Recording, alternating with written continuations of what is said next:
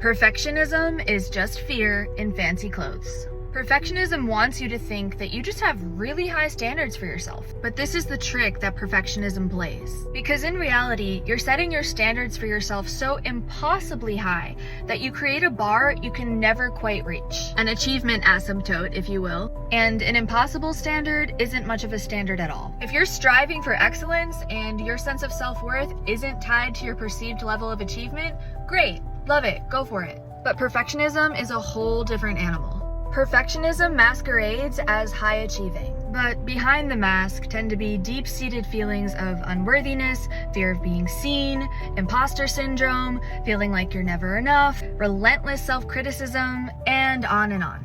Perfectionism and procrastination are besties, like codependent trauma-bonded besties. It's easy to hold off on starting something, or never start it at all, when at your core, you're terrified of being anything less than perfect.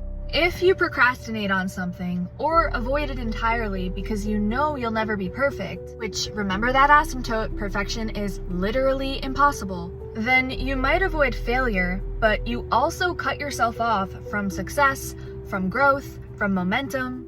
You prevent yourself from being able to move forward. Perfectionism is a dirty, lying, conniving little but you are wiser than that. You are also more capable than that. You are so much more capable than you give yourself credit for. Courage isn't the absence of fear.